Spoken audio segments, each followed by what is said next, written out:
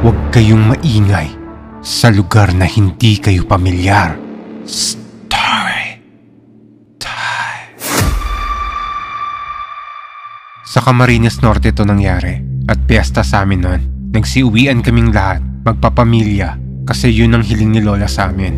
Na umuwi kami para magsama-sama kasi minsan lang daw mangyari yon. Kaya umuwi kaming lahat ng probinsya. Naging maayos naman ang biyahe namin. 2 van ang gamit namin, yung iba naman mga nakamotor.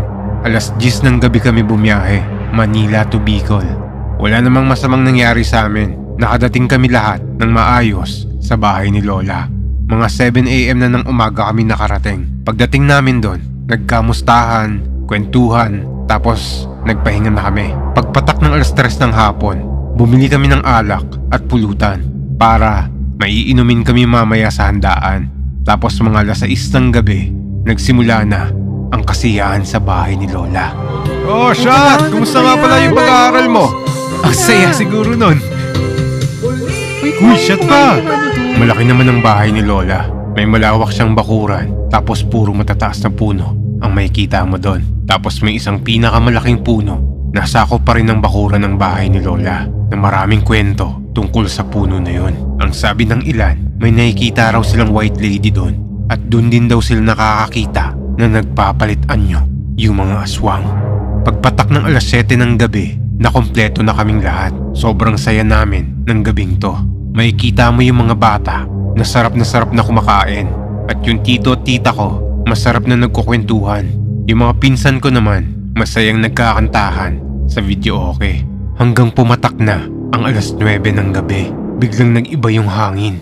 Ang lakas ng hangin na yon, kakaiba yon.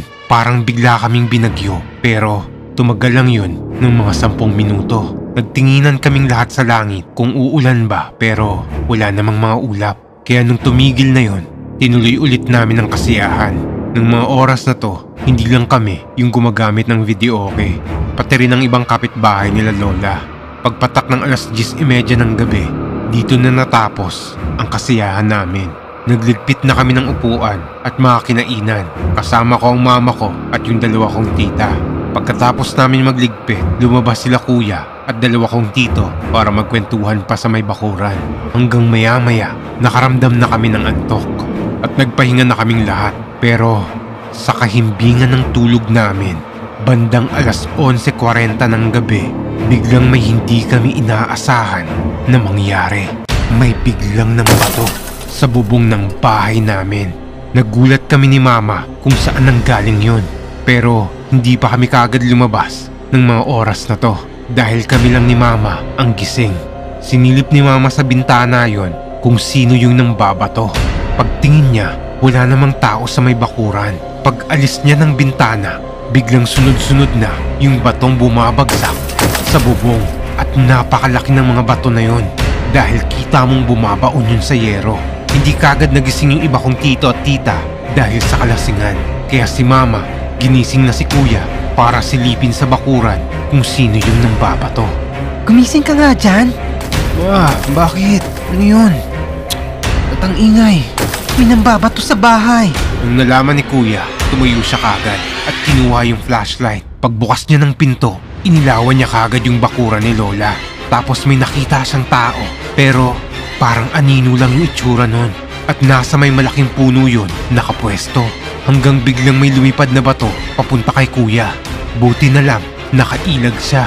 Sinubukan niyang bawian ng bato yun, pero pagbato niya, parang wala namang nangyayari at parang wala siyang tinatamaan doon. Dito na nagising yung mga tito ko at dito na sila nagsilabasan at lahat nagdala ng sarili-sarili nilang itak. Ako naman, pinadala sa akin ni mama yung samurai para kung sakali, iabot ko raw yun kay kuya. Inikutan nila tito yung bakuran para walang kawala yun ang babato doon sa may puno. Tapos pinuntahan namin ni kuya yung puno. Nang malapit na kami, biglang nagtago yung taong parang anino sa puno. Tapos biglang nawala yun. Nagtaka yung lahat kung saan nagpunta yun.